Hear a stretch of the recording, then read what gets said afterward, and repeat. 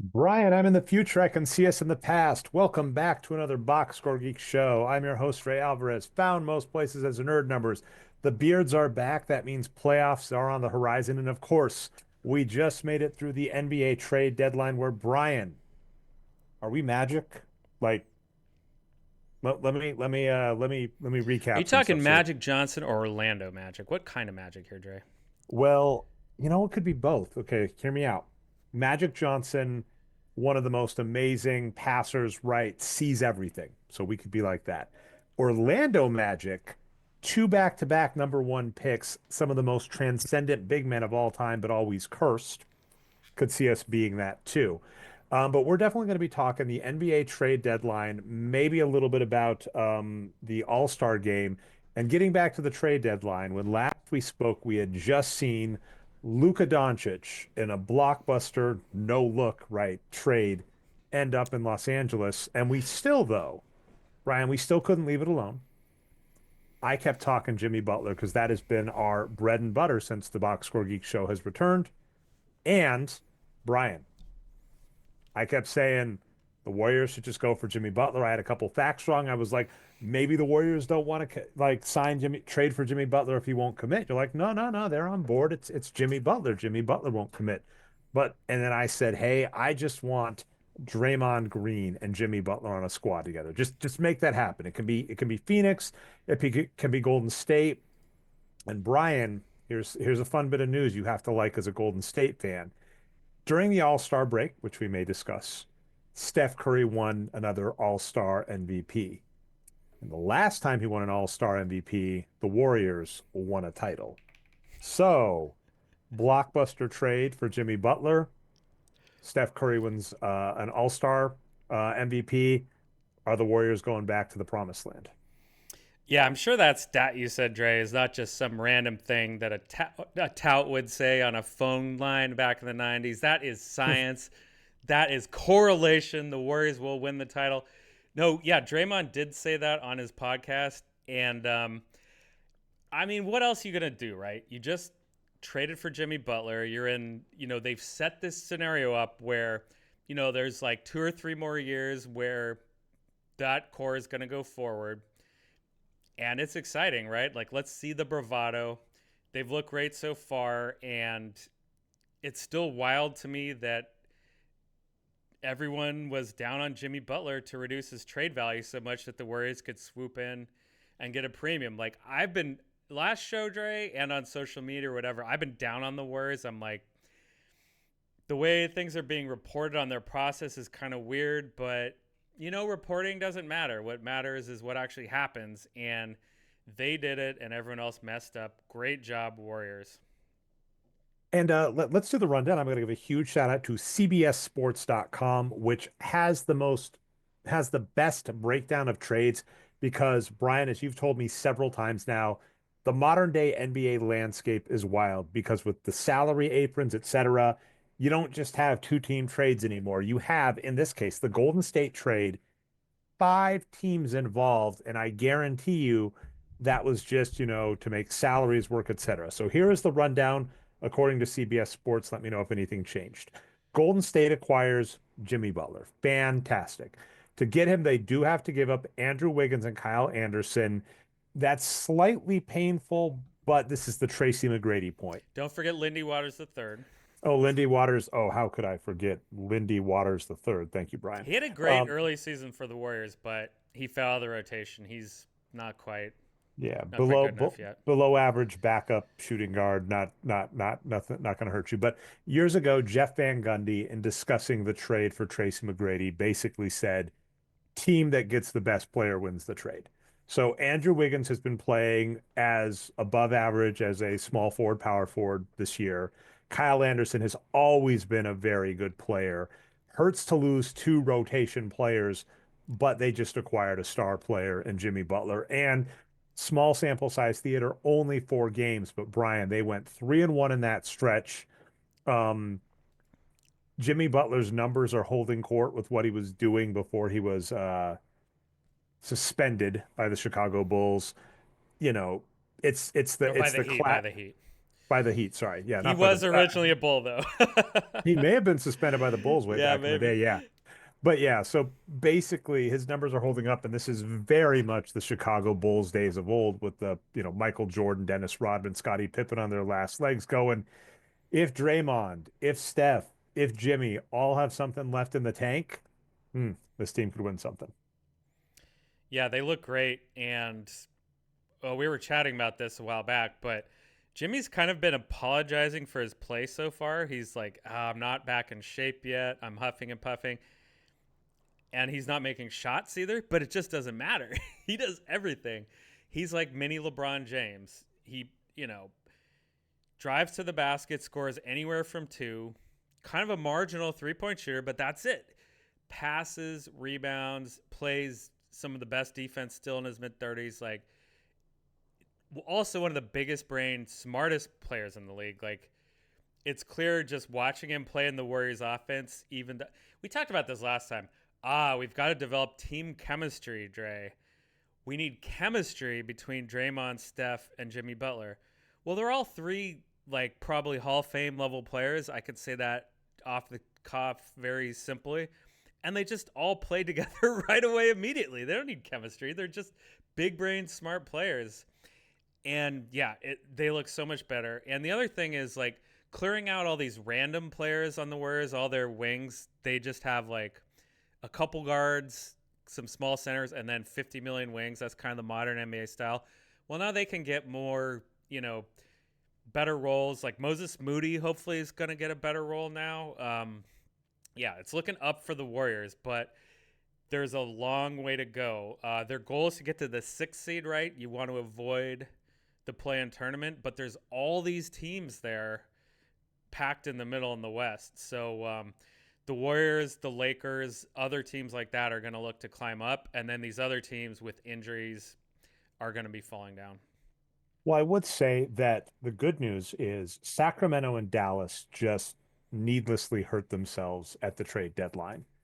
The problem in terms of getting up to six, I would say the Clippers and Minnesota are still going Yes. to be forces to go through. So that's going to be a fun one. And then it's rough. You do want to avoid OKC in the first round because they are still scary because Brian, for new listeners to the Box Score Geek Show or just classic folk, something that I always have loved about your analysis of the NBA is Brian makes sure to see how normal the NBA looks because small sample size theater, a term I don't think you coined it, but we've used it, is namely beginning of the I think season, you one or coined two it, Trey. games, we get, yeah, well, sure, I'll take it. We get really, really excited. But something you always do is you look at SRS across the league and you kind of go, hey, when SRSs are plus 20, minus 20 in a normal NBA season, SRS, which is the strength of schedule adjusted point margin, namely how much average teams outscore each other by, right? In a normal NBA season, you're going to look probably to about -8 to +10, and those tend to be the bounds. Of And the right very best now, teams in the league, right? yeah, so the best team is usually about +10, and that's in a good season. There have been some years where like +6 won the NBA title, and the very worst tend to be about -8. And this season, right now, through the All-Star break, through more than half of the NBA season, the Oklahoma City Thunder have an SRS of 12.74, which I think exceeds your 73 win um, Golden State Yeah, Warriors. so here's one thing, Dre, that I still remember. Famously, the 73 win Warriors were not one of the best SRS teams from that era. They got kind of lucky. One of the other teams, either the year The, fir- before or the first after, the, was fir- much the better. first KD year, I think, was Yeah, yeah, yeah, yeah. and then the other ridiculous part to me about the not the Warriors, about the Thunder, provided his health and stuff, is that Chet got injured very early season. And I don't recall if he made it back before the All-Star break. I think he may have. If not, I think he's coming back. I don't know, Like, but yeah, I hear rumblings like he's gonna be playing. So no, so Chet Holmgren has he played. has. Yeah, Okay. came back the last three. Oh wow. Didn't necessarily look amazing, but his last game, not great shooting, 3 for 7. But I Is he guess, yeah, starting Dre or is it still Hartenstein? He got 30 minutes. So that's Okay. starters minutes. Let's take a Wow. look. So on the 13th, the very last day, which the Thunder did in fact lose to the Minnesota Timberwolves by 15, but Chet did start and did put up a double-double with two steals, two blocks. So if Chet can get back into fighting shape come the NBA playoffs, The thing is, he had like a broken hip pointer, and that's like a bad thing if you re-injure it, but it's not something that's going to affect your play really, right? Like he can probably run and jump all he wants, and as long as he doesn't bang the side of that hip, he's going to be fine. So maybe I mean, this is crackpot medical analysis, but this is my speculation that that injury might be good for him to heal from. and that game, I'm looking at the game that they lost. Chet didn't look super horrible. Shea just forgot how to shoot, and their bench fell apart. So still come playoff time, that's scary because the classic model we ascribe to is Arturo Galetti's shortened playoff rotation. Your top six are really what dictate your playoff success. And the Oklahoma City Thunder, with Chet back, have a very, very scary top six. And their numbers are literally off the charts right now. And we're over halfway through the season. So agreed. The it's going to be a hard road for anybody out west to make the NBA finals, but Golden State trying to navigate without hitting OKC. And I forgot the best part of this trade, Brian, to me, as silly as this sounds. So we were talking the Golden State Warriors. I actually said, hey, they should go for Jimmy Butler. But barring that, if they just stand pat and don't play Dennis Schroeder and Kuminga, they're in good shape. Now, Kuminga is injured right now. And in this trade for Jimmy Butler, they got rid of Dennis Schroeder. So they traded the worst player on their squad, got one of the best wings in the NBA, a multifaceted wing, because according to Basketball Reference, and we have no reason to doubt them, Jimmy Butler has basically been playing as a power forward this season. So Jimmy Butler comes out to help out Draymond Green in the front court. Jimmy Butler, as you already noted, does everything. The Warriors look fantastic, 3-1 since that. And Kyrie Irving just randomly had like a career day, like scored over 40 points for a very close win. And that Warriors lost. And I do know Steve Kerr was very upset about like rest and travel and all that for that. Nice dunk for Kyrie in the All Star game. Did you see that, Dre? I didn't. I was impressed, but keep going. All right. Now, Brian, that's the major trade, the Jimmy Butler one, which we, like I said, shocker, where I was basically like, Golden State should go for Jimmy Butler. This is huge. It actually happened. Golden State should get rid of Dennis Schroeder.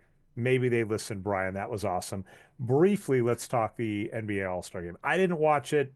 Did see Steph Curry won. They did what a new rule, like first to 40 or 60 or something. The way they're You doing it the last few years is that they kind of think the format is a failure, so they're just doing a completely new format every year. That's my take. And yeah, this year is a completely new format.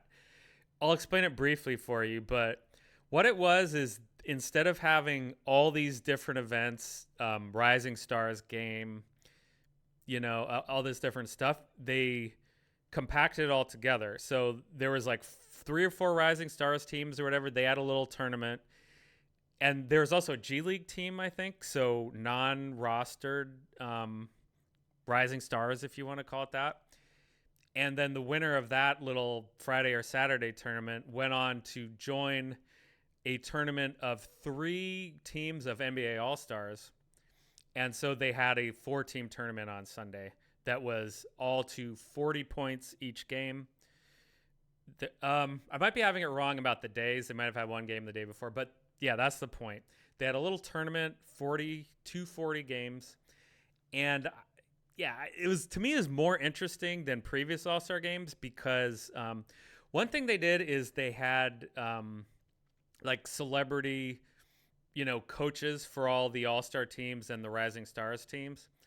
Like it was Shaq, Kenny and Charles, right? Candace had a team, and then for the Rising Stars, they had the local stars: Chris Mullen, Tim Hardaway, Mitch Richmond, Run TMC. Were going against each other, so it's a fun little thing, right?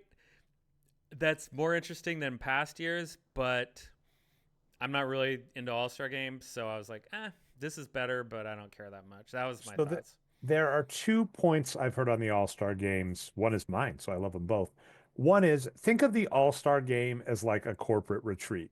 Yeah. Namely, it's this period of time where the NBA takes a break and a bunch of the big names all go someplace and do like team building. That's the best way to think about it. It is not, well, there is voting for the best player. In some years, there have been salary ties. There have been league mandated salary ties when there was the Derrick Rose rule to like all-star stuff.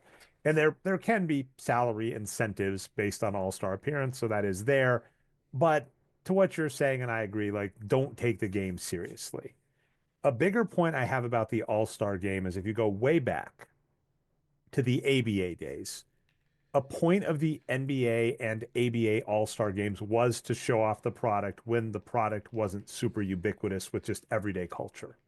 When the NBA was a fledgling league trying to break into bigger sports, things like the All-Star game and the dunk contest were ways for the league before, like, because for people that don't know, when Larry Bird and Magic Johnson basically ushered in the modern era of the global NBA, the NBA's television contract was on tape delay their first year, the first finals, Yeah, which, even the finals.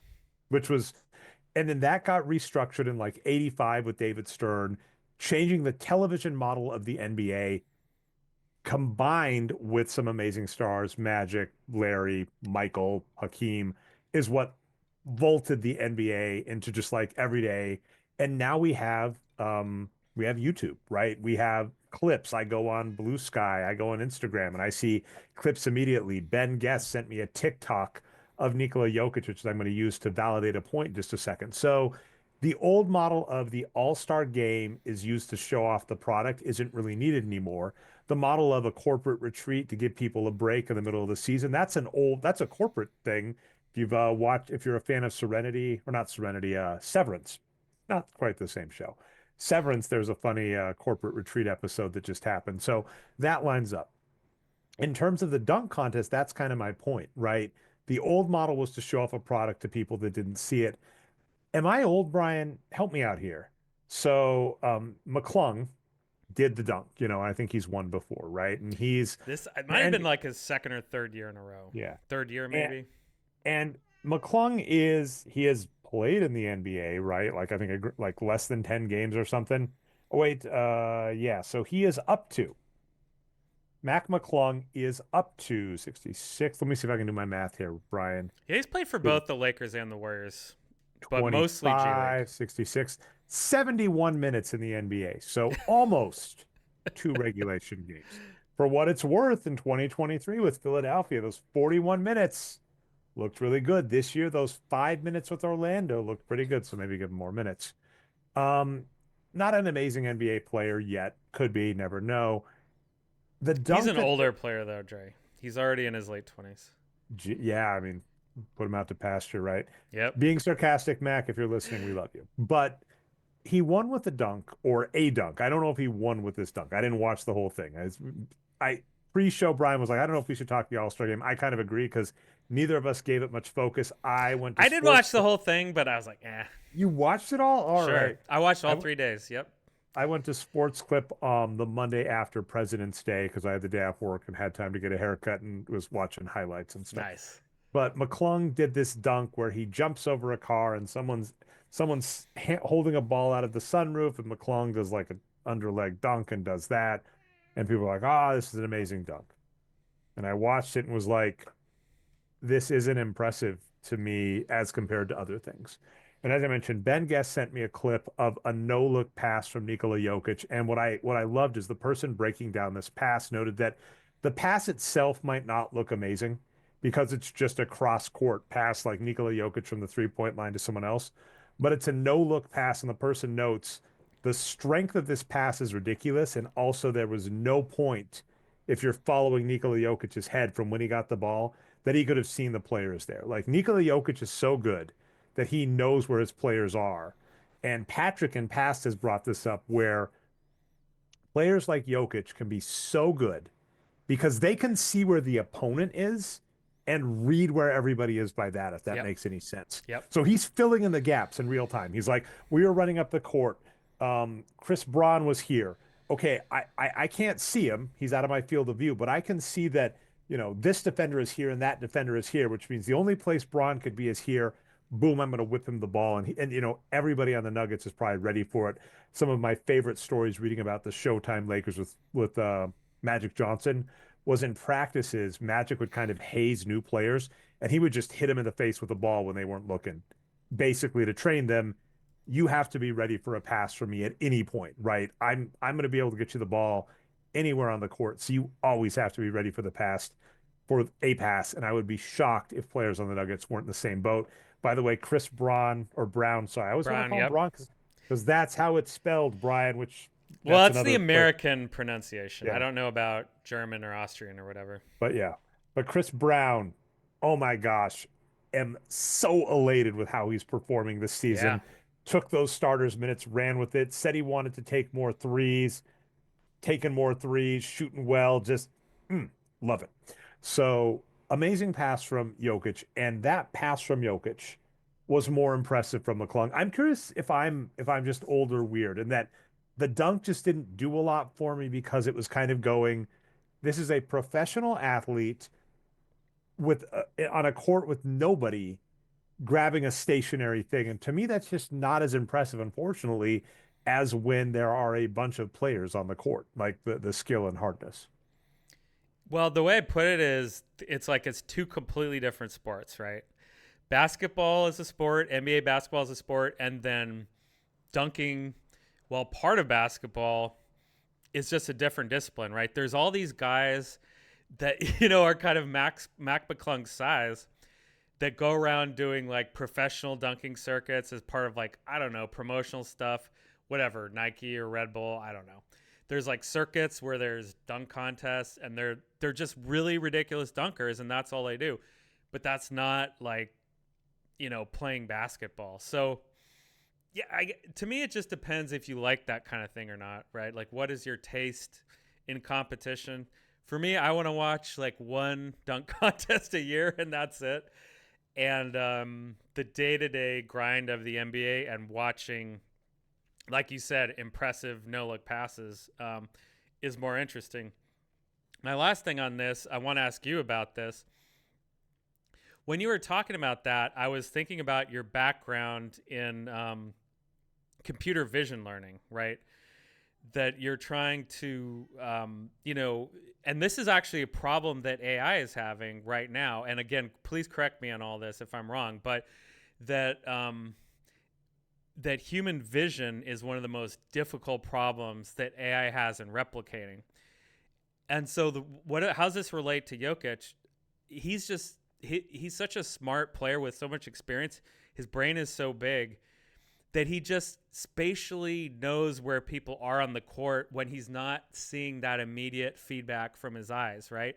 Am I on the right track here? Does this sound right? Or There is a ton. So my research is out of date, but when I was going in my grad program, I was at Colorado State University, which at the time had some of the biggest names in computer vision.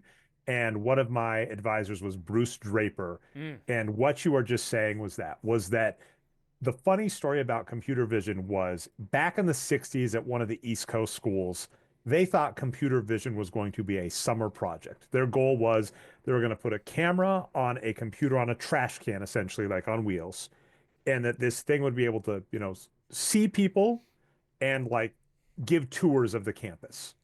And if you think about that problem, and don't forget this is Northeast, so this has snow, etc., the problem of a camera that is able to navigate around a campus, basically a self-driving car, in snow and interact with people. When they first did that, they thought summer project.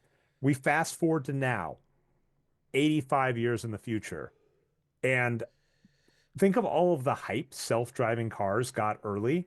And certainly there have been massive improvements. Like my car has, cameras on the periphery and it'll beep if I get out of lane and it'll beep if it detects something in front of me.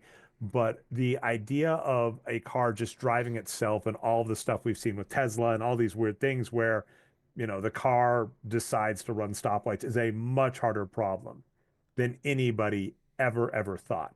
And the human vision, like mammal vision in general, is so hilarious because you kind of like try and reconstruct it, like pull apart the brain, and you're like, this is sloppy and duct tape and years of evolution and so inefficient. Why would you build it this way? And the way my advisor said it back in the day, and for the record, this is like 20 years in the past now. Good God, Brian, where did time go? Was just like, yeah, we haven't been able to replicate it. So when I was in grad school, we were looking at the human vision system because it's like that was a working system to build off of because it's such a hard problem. So vision is incredibly, incredibly difficult. And then AI in general, the term to look for is degrees of freedom. Mm. So every constraint you add to things makes things that much harder. And the funny one where I see this come up a lot, my Instagram gives me lots of like ADHD and autism feeds for some reason. And, it's always fun to see the autism feeds on like social interaction, unwritten rules, how hard it is to know, right? Like someone says, oh no, you don't need to bring anything. You're supposed to bring something. You don't bring anything. Everybody's mad. The more degrees of freedom you add to a problem, the more complexity you add. And that's always going to be the problem with AI is for set problems, nice problems. There's a guy, not the best name, but it's Dave Epstein, who wrote a book I loved called The Sports Gene, who wrote all about natural advantages people have, like best runners, etc. Also wrote another book, and I'm dropping its title. I'll look it up in the background as I'm talking. But his other book was discussing this exact problem of there are problems that are set in stone, and this is sports, right? If we look at basketball, the rules are written down. We know what it takes to win.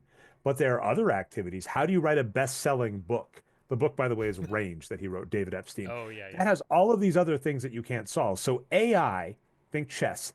If you give it a known problem, he calls these nice problems in his book Range, David Epstein. AI is going to kick ass. This is set boundaries, set variables. I know all the rules. I can look at every single game in the history of mankind. I can look at every single input ever, and I'm going to be able to tell you how to break this space. Checkers has been solved. Chess has been solved with 8 pieces or less on the board, and any computer could beat your phone could beat any chess grandmaster in the world at this point, right? Stockfish, baby. What a beast. So I love Stockfish. So that's where, but unkind problems, right? Mean problems where you just start adding things like think about it in a game, chess boxing, right, is the easiest joke. Chess, computer can solve. Chess boxing, randomly in the middle of the game, someone's allowed to punch you, different game, AI is going to falter. So that was kind of all over the place when we're kind of talking like AI, vision, whatever. And that is why like you think of what Nikola Jokic is doing, right? It's adding all of these extra constraints, right? Nikola Jokic not only has to have perfect vision, which is a hard problem on its own, he has to be reading a bunch of stuff, making split-second decisions. It's not to say computers don't have the bandwidth for that, but training a computer to do that is much harder than people give it credit for. Yeah, yeah. Well said. And that's kind of where AI is going, right?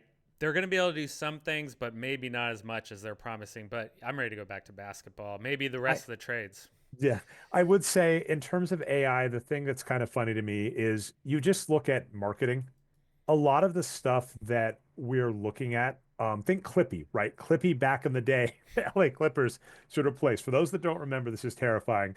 There is a word processing software called Word. You may still use it. Some place you kind of have to for business, but not everybody does, right? Google Sheets. And Microsoft tried to release something called Clippy, which was this little talking not microchip, talking paperclip that would pop up and try and tell you what you were doing and give you advice. You could make the argument that was AI and it just fell on its face and everybody hated it. We get to the modern era and there are lots of programs that can use machine learning, just meaning have lots of data and processed it. That's all it means, right? Machine learning, LLMs, AI, these are buzzwords, but these things have been around forever and it's just rebranded. So that's kind of my 2 cents. Does AI is an interest. Let me ask you a side question, Dre. I'm sorry. Oh, let's stay here. I love it. I'm glad my grad school work is actually getting When a I little workout. when I hear people talking about AI, yes, it's I specifically think yes, something related to machine learning. That's what it should mean technically, right?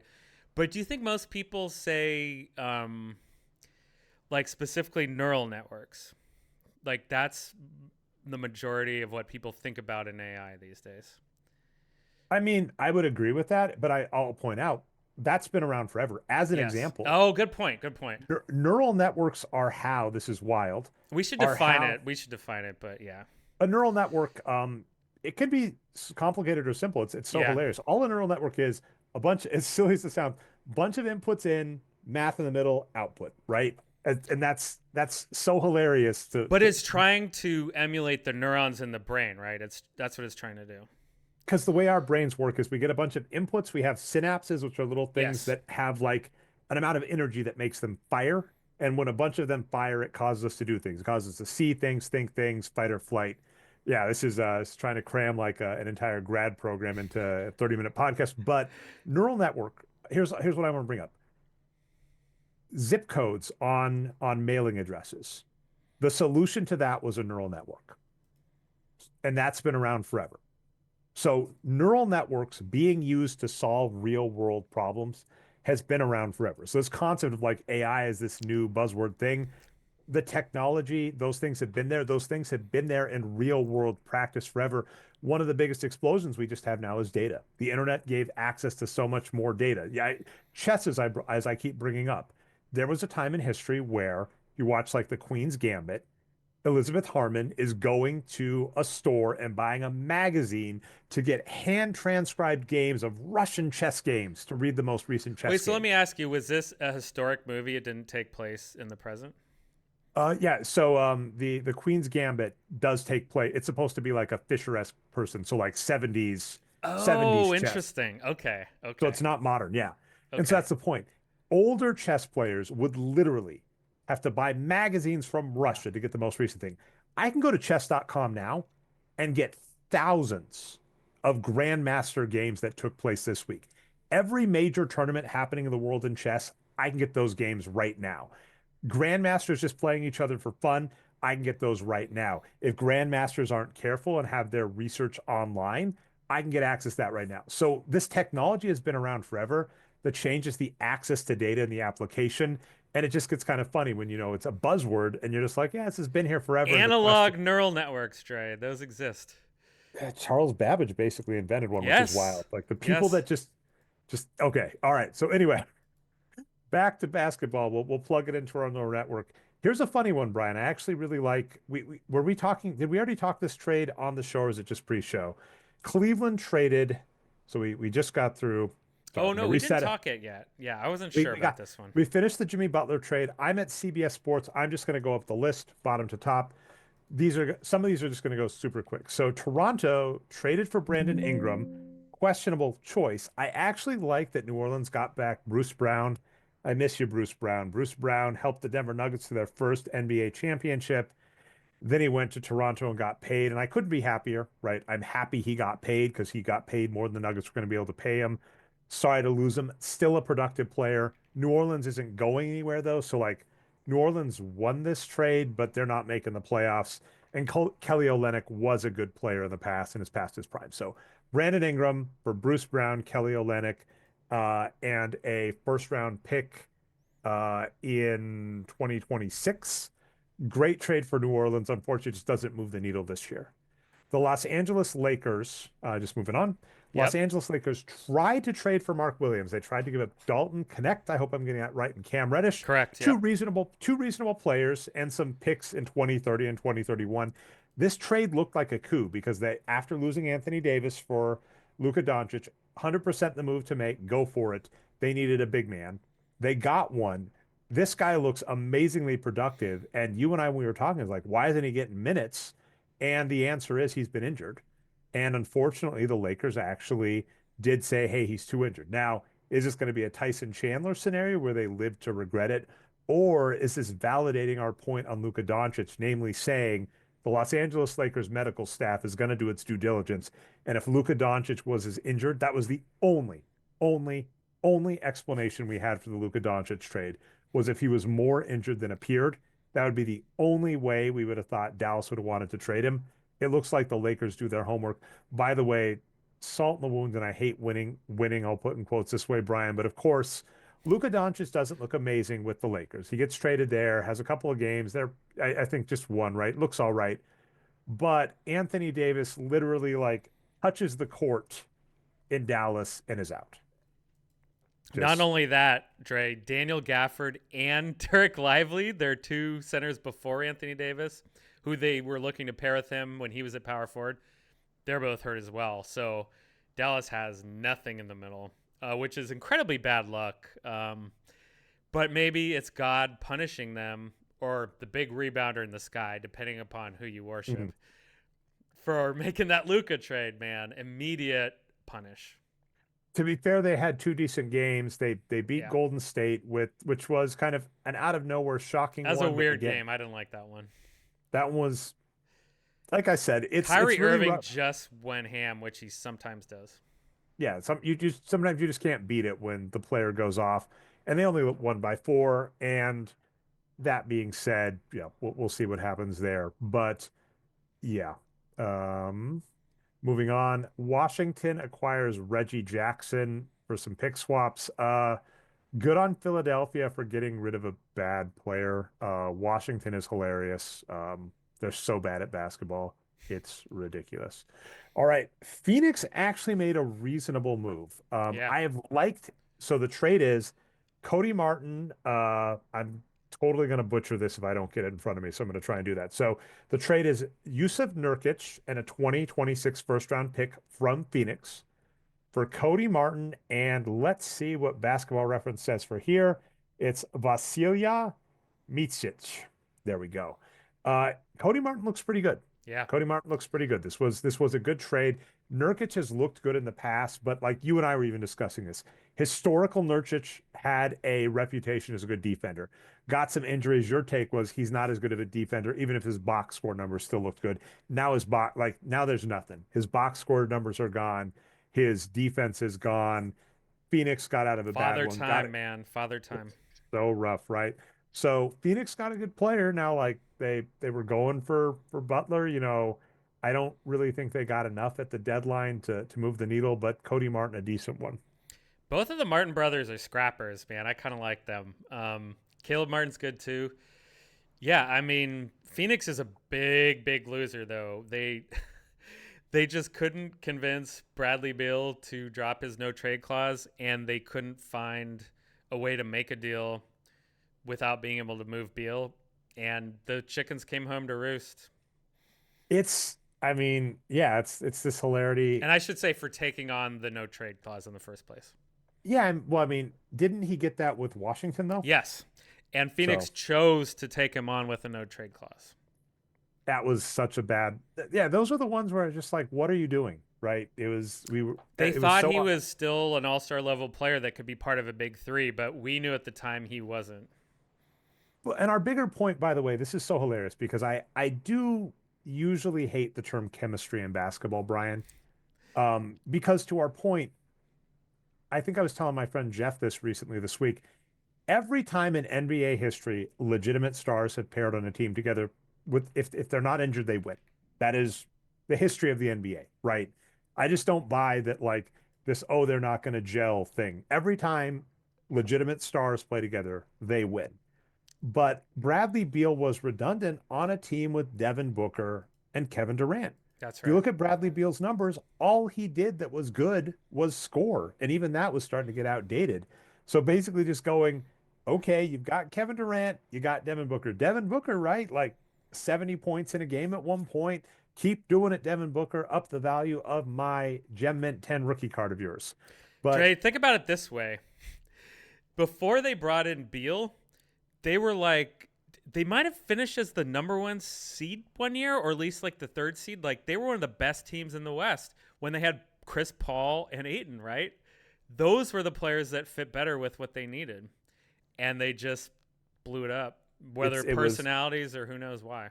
it was ridiculous. So yeah, Phoenix improved a little with this trade. We'll see what they do. A lot of it, at this point, a lot hinges on Kevin Durant's health. Like he's just Yep. old and it's a bummer. He's so good that he could still carry a team on his own. But yeah, when he's older, he can't do it every time. And he's just getting beat up. This next trade we talked pre-show, DeAndre Hunter to Cleveland in exchange for Karis LeVert, Niang, and then a couple picks. So this is kind of weird where the best player in this trade is LeVert, but his contract's up and he's off the bench. DeAndre Hunter is not an amazing player, but what it kind of looks like is that Levert's contract was up and they maybe just wanted to get something and they thought maybe scoring. I'm not sure. This is not a great trade because you were saying usually the trades like these, the explanation is like cap or whatever, but Levert's contract is less than Hunter's. So maybe getting out of Yang, which could make sense. I could maybe because he's not, but I mean, this is a lose trade for Cleveland, but it's with two bench players. So if their starting core can stay healthy, they're still a force in the playoffs. But it was a questionable move for, the ninth and tenth guy on the team. Yeah, I was just scrolling through a Reddit thread on stream to try to see what we can make of it. The best comment I saw was maybe they just want to clear up space in the rotation for Ty Jerome because Ty Jerome is fucking awesome. Like he was a Warriors G League player and was great when the Warriors brought him up to the main team. And the Cavs are like, yeah, we're just gonna offer him a multi-year deal, and he's been really good for them. So that could be it. Holy cow, yeah, 816 minutes. So looking over his history, Ty Jerome. He got to play for Phoenix his rookie year, 328 minutes. Not good, but rookies, you never know. Goes to OKC in 2021, above average. His next year in 2022 doesn't look good, so it makes sense. Golden State picks him up. He looks great. Last year, Cleveland picks him up, but only gives him 15 minutes, so that doesn't mean anything. And this year, just absolutely amazing. I give it to you. In fact, one thing I gotta just look up really quick, I'm gonna go to Basketball Reference, is I just want to look up Niang's salary because maybe that's it. I didn't understand Levert because Mm. Levert's contract is expiring and it's very affordable and he's a good player. Niang making 8 million.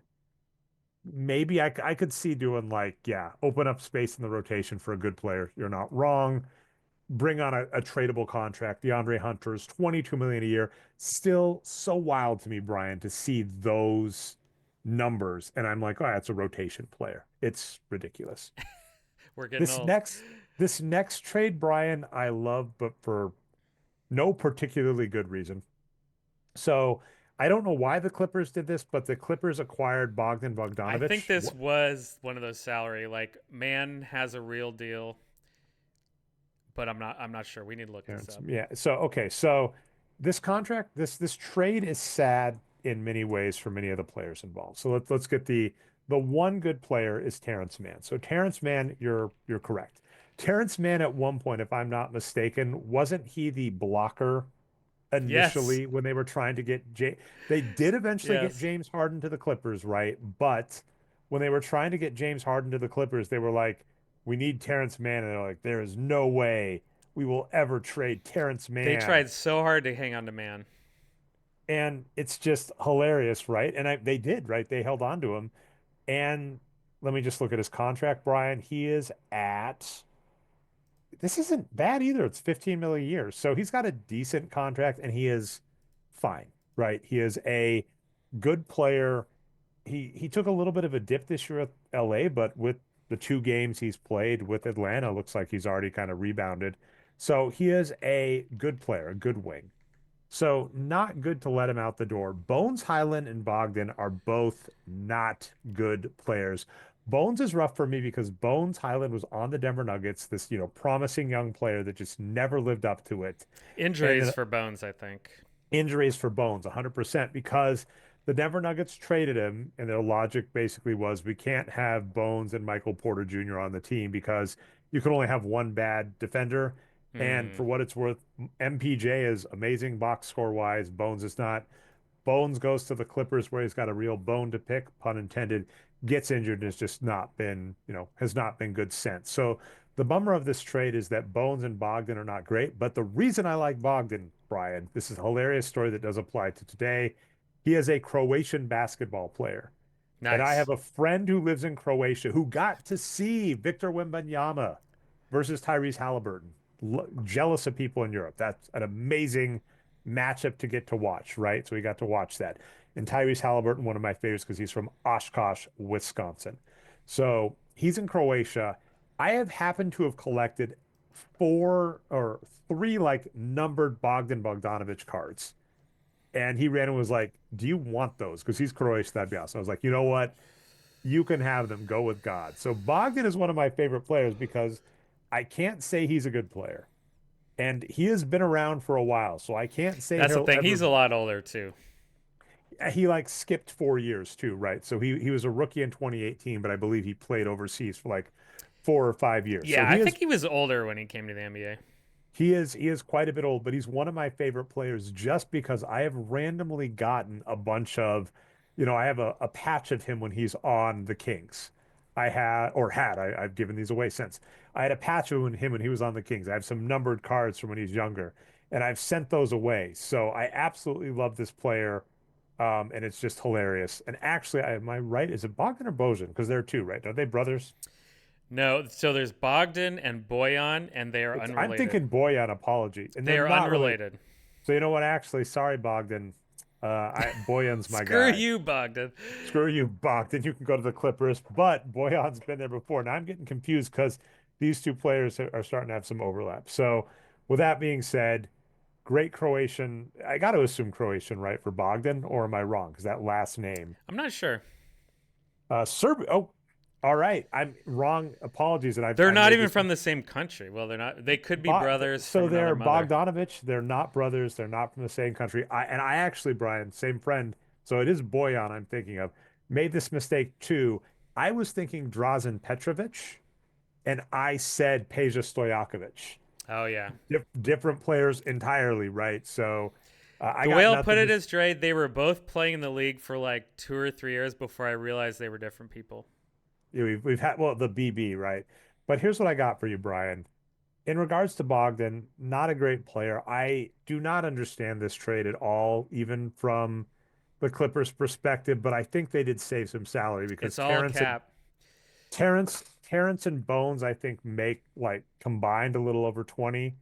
And Bogdan, I think, makes 17. So yeah, this was shedding like 3 million in cap. And yeah, it makes sense for the Clippers because right, the Clippers have George, Harden, Kawhi, and what? Let me, just for fun, let's go look at that, Brian. Yeah, while you're What? looking, I'll just say real fast, like when we were making fun of them for saying Terrence Mann was the deal breaker and how can they just dump him now?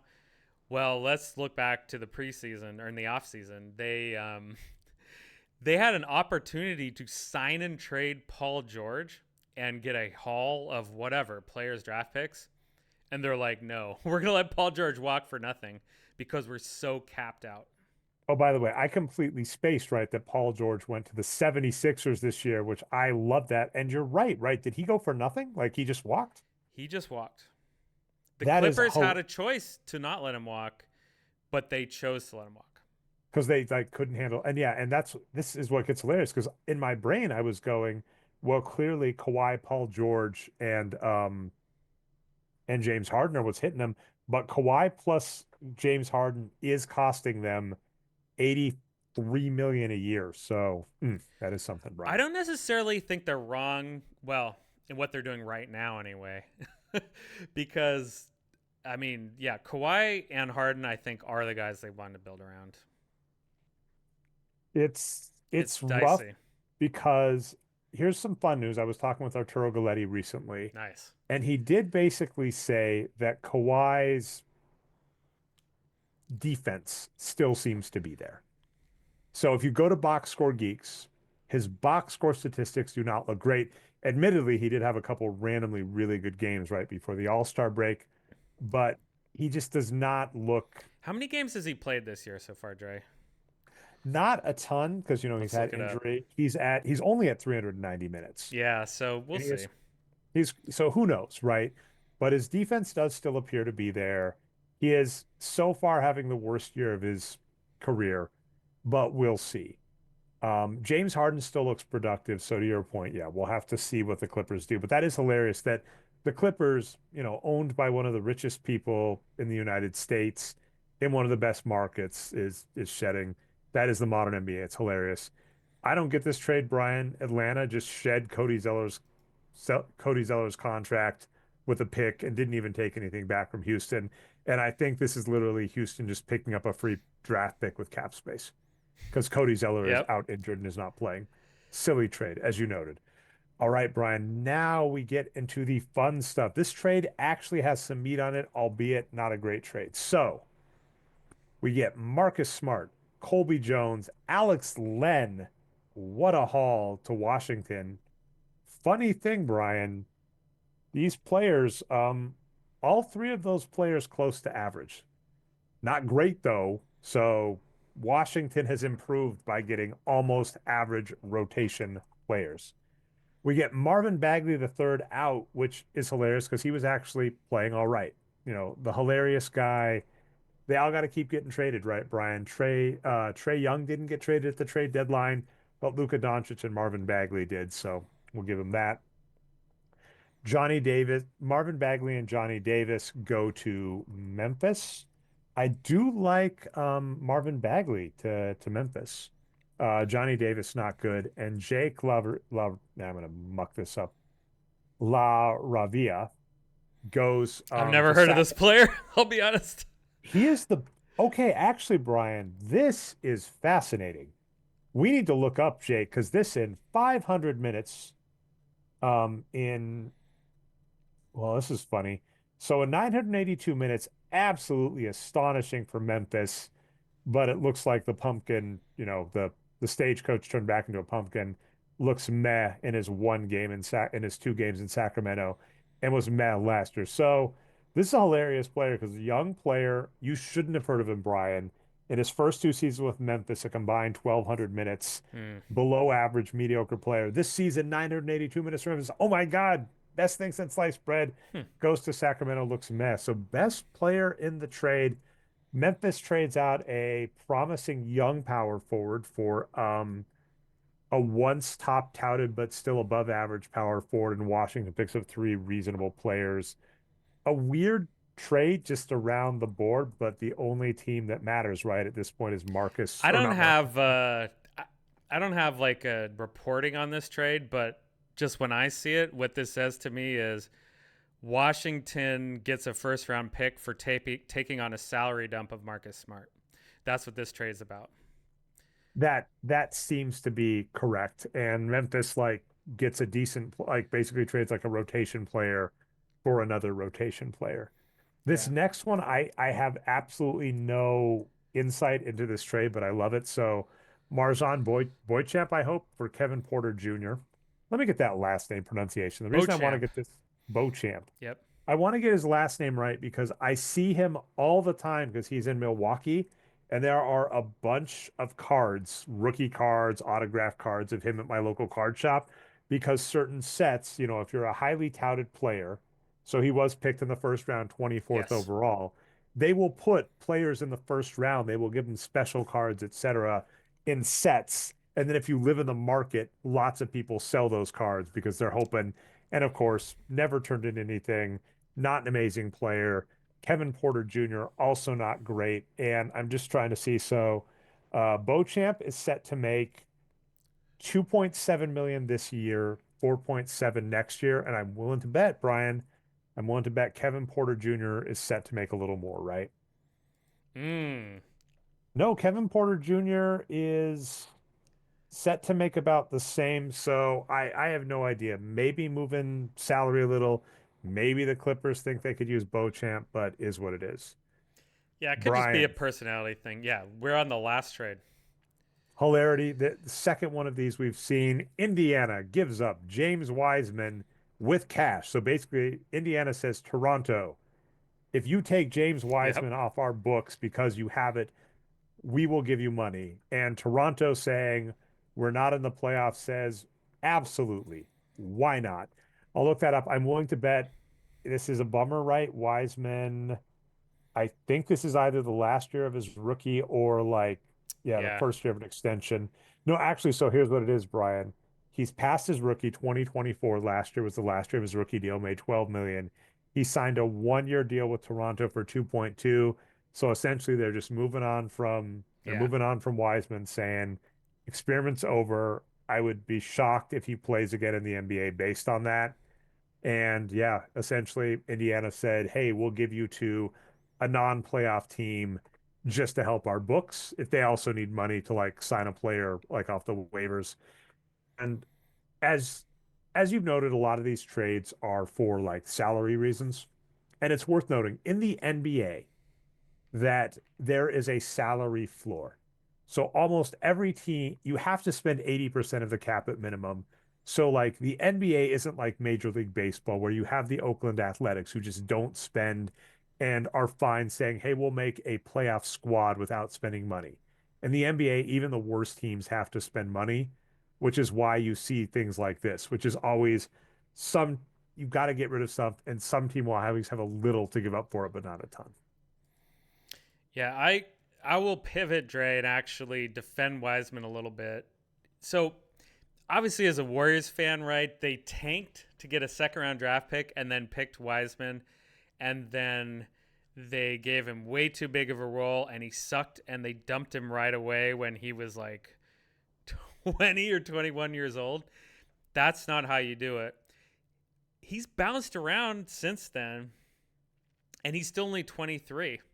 And what do we say about the age curve, right? It starts at 25. That's really when you're hitting your prime. So am I really ready to call Wiseman a bust now when he's like the same age when a lot of players are coming out of college and he's had all this pro experience already? I'm not sure, but the fact that he bounced around so much is maybe something about his personality, right? That's what I'm concerned about. He's known to be a smart guy who loves basketball and loves to work hard. So I wish him the best, but for whatever reason, like he's not fitting in with these teams. But I still give injury because I mean, if we don't recall, he got wasn't it he got suspended right super early on in college for Oh like pay to yeah, play it was scandal. because he was recruited to Memphis by Penny Hardaway, and there was some like NCAA violation there. And so all of that happened. I don't know. I believe injury did happen right with the Warriors. So this is a player, and then also we also hate this with young players of you should not expect rookies to play. So, like this kind of perfect storm of bad situations. He goes to a team that has high hopes that he's just not going to be able to live up to the expectations that year, right? Clay got injured really soon. I believe Steph Curry got injured as well that season. He's just not going to be able to play. It's not an ideal learning situation. Gets injured, and he just might not be able to play anymore. And if you're a professional athlete, what are you supposed to do with that, right? The one thing I'll say when we talk like draft bust, just for fun, I went and looked this up. In the same draft that he was selected, the number 60 pick, so the last pick in the NBA draft, is a player by the name of Sam Merrill. And Sam Merrill was picked with the number 60 pick in the draft. And his rookie contract, he made good money, Brian, but he made about $1 million a year. And his current NBA contract, he has made about 6 million. Whereas, as I mentioned to you, James Wiseman made 12 million the last year of his rookie deal. So I always kind of feel weird when we call players busts because it is not on them to tell a team, no, don't draft me, because the NBA draft is a broken system. The way things work in most walks of life is you graduate college, you try and apply for a job. The job says, we'll pay you this much and you can negotiate your salary. In the NBA, where you are selected in the NBA draft dictates your salary.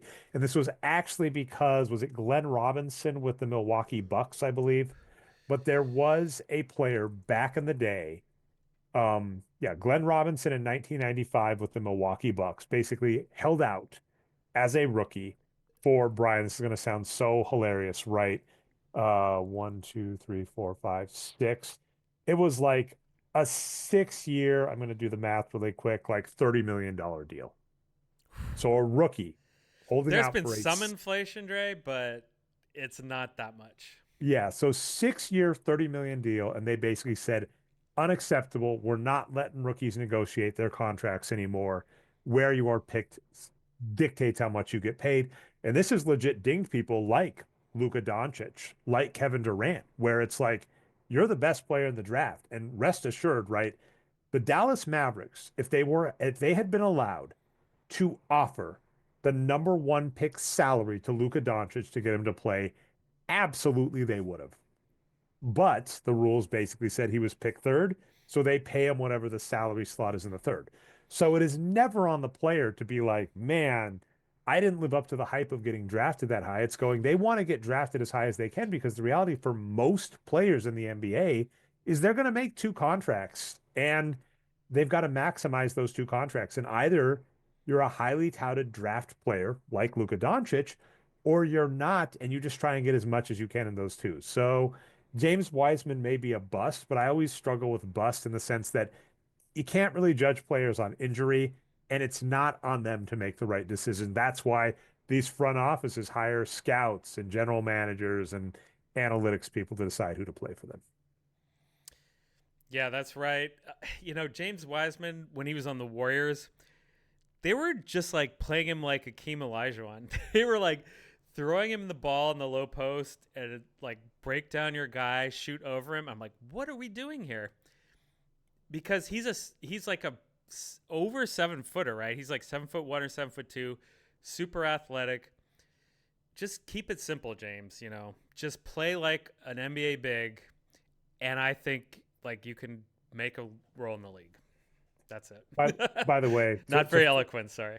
to finish, no, that was perfect. To finish up the Glenn Robinson story, I absolutely love how he ended his career. So he does manage to end his career getting paid 12 million a season by the Philadelphia 76ers. And then he gets waived by the 76ers. He signs up with the San Antonio Spurs and wins a ring in 2005 Yeah, with the that's San right. Antonio The Spurs. big dog. Yeah. So this is, I mean, I gotta say, statistically, because I've looked at his numbers before, Glenn Robinson is terrible. I'd be curious to see who wins because he has a kid in the league, right? So Glenn Robinson as a player, absolutely terrible. Sorry, Glenn Robinson. But as like a Carmelo Anthony story, held out for the most money as a rookie. His contract went up every year he was in the NBA, got signed out of a big contract from a bad team his last year, and then managed to play on a title winning squad to end his career. Glenn Robinson, like, is hilarious. He is not a statistical or even normal first ballot Hall of Famer, right? But he, to me, he is some kind of Hall of Famer, like way to manage your career We Hall of need to we need to come up with a term for this, like a bag Hall of Famer or whatever. I don't know. Oh yeah, like Carmelo Anthony is first ballot. If Yeah. Carmelo Anthony had not been drafted in the same draft as LeBron James, who, for what it's worth, what the hell, right? Let's end with that. We've already talked a bunch. We'll end on this a little, but like LeBron James over 40, what is going on? I don't think he is still by wins produced an MVP caliber player. He And was I built just cannot diff. I He was built cannot diff. express how that just doesn't compute. We have seen, I would say, Stockton, right? Stockton and Kidd, Yep. 2 point guards that had a complete game, almost Jimmy Butlerish, right? Where they pass, they do everything, have productive numbers. But to see Steve Nash also played the Steve 40. Nash went longer than you would have expected, Yeah. yeah. But to see a power forward, a small forward, power forward, scoring like 20 points a game and being top 10-ish in wins produced as a 40-year-old, we have never seen that. This is absolutely ridiculous. And he's been doing it since a high schooler, like LeBron James between playoffs with full seasons, right? Because for full playoffs. Because way back in the day, the Larry Bird, Magic Johnson days, they had a bye first round for the number one seed.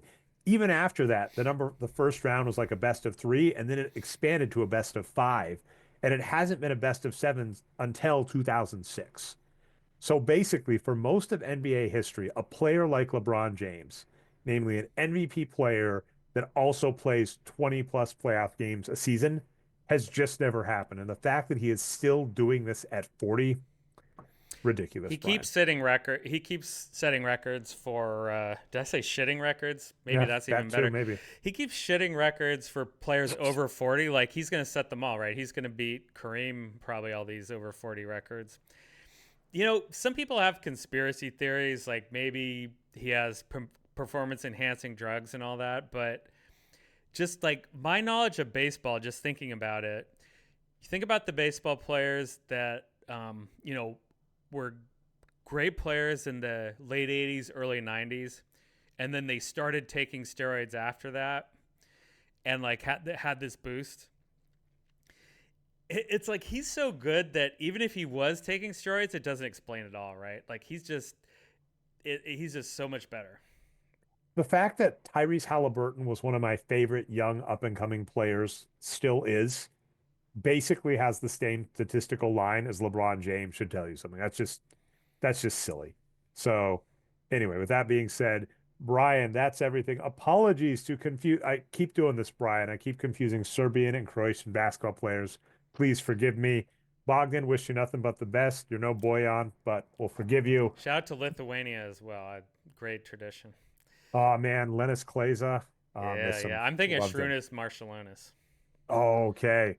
Love this. But yeah, happy to get the trades. Happy the Jimmy Butler trade went down. Excited to see where it goes, Brian. I mean, honest truth, you're probably not going to win a title, but most teams don't win a title. And this is the type of move teams need to make. I am so excited the Warriors did the type of move we say to make, not these ticky-tack moves like the Clippers to, save a couple million in cap.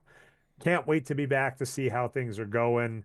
Nuggets are looking great. Think Jokic is on his way to a fourth MVP, although I won't be mad if Shea gets it because Shea also deserves it. Yeah, and shout out to the Warriors for not like being cautious. They decided these playoff games will make us money, right? This is our point, Dre. Making the playoffs, even if you don't go to the finals, is so lucrative for your team, especially when we're the Warriors with a brand new stadium that they just fill it up and have all these concessions and all these bars and restaurants in the complex. Like making the playoffs is what the Warriors are all about. So I'm so glad they decided to do it. And their process maybe wasn't the best. I thought they should have paid more for Jimmy Butler to get him earlier just to make sure they got him, which is, I probably shouldn't drop like a strategic conversation at the end. But the fact that they waited and got him for the cheap price is even better for their bottom line. So hats off to the Warriors. That's my shout out. Yeah, and I mean it's going to be hard to get through. Like OKC doesn't look right. I mean that's the I Okay, guess Dre, other for thing. the future, when we were talking about OKC, what I wanted to talk about specifically was their defense because their offense is good, but their defense, is it historical? I'm not sure. We need to look into that All because right, it is just actually, so yeah. far Let's ahead. let's end with that, and then we can do shout outs, etc. I'm logging. Wait, why is StatHead logging me in? Log me in, StatHead. I'm trying to. Okay, there we go. Okay, so player season or team season finder. So I'm over at Basketball Reference, stathead.com has that. And what we're just going to look for, Brian, is I'm going to go look for what is the Warriors' current defensive rating as a question? Oh, I don't know. Oh, you don't have it in front of you. Okay. No. I'm just yapping and ready to end the show. Actually, All right, so I'll try and do this as quick as I can, but I'll just say above 8. So I'm looking for teams with defensive ratings above 8 historically. And okay, so okay, see. Well, this is really hard to know because their defensive rating is 103.9 right now, or no, oh, it's I not have it even the as best of 105.4 in Basketball Reference. I lied. I do have it's a few web pages open. yeah, so they're good, but the thing that is it's really hard to compare historically because they have a good defense, but what we actually need is like this is Margin so silly. versus Yeah, versus we average we of the need era, we right? need Yeah. their defensive rating versus the team because they're number Yeah, one in yeah, the yeah, yeah. NBA, only giving up 105 only, right? It's so silly. 105 points per 100 possessions, which that would make teams in the 80s go like, what on earth is going on? But then if we compare, yeah, I edit this, Brian. I edited last show because I edited out all like the Oh, random nice. drop stuff in the middle. Um, Okay, just 4%. So this is interesting, Brian. This is scrapable, so maybe I'll look for next show. The Golden State Warriors, and by that I mean the Oklahoma City Thunder. Sorry, Brian. Golden State Warriors, former number one defense as well. That's Oklahoma true. City Thunder have a defensive rating of 105.4. Okay. Next best in the league is the Orlando Magic with 109.2. So that is a 3.8 margin, right, between first and second. So I'm curious how that rates. I've got to buy that there have been years That in the is my past where question. Yeah, that is my question. because that's pretty big, right? Like as an example, just to point this out, 1996 Chicago Bulls that had the best offense and defense in the league, Oof, 101.8 that defensive team was rating, best so good. 101.8 best in the league. Number two defense in the league, Seattle Supersonics 102.1. So Wow. this is interesting, Brian. Okay, I'll look into that for next show if I remember. If not, I forget and yell at us in the comments. Thanks so much for letting me keep you long, Brian. This has been the Boxscore Geeks show. If you found us not through our website, you can go to boxscoregeeks.com to find the numbers. Maybe someday I'll get back to writing at nerdnumbers.substack.com, Brian. And you can follow myself on Blue Sky as Nerd Numbers and Brian Foster as, is it B Foster, right, on Blue Sky? That's right. And I don't know if you're doing anything yet, though, right, if I recall. I'm not posting it, but I am browsing. So, All right. post to me. So someday. All right. Anyway, so Brian can see you on Blue Sky if you tweet stuff Yep. or skeet stuff, whatever you call it. Thanks so much for watching. Thanks for letting me keep you along, Brian. We'll see you next week or in 2 weeks when basketball is back.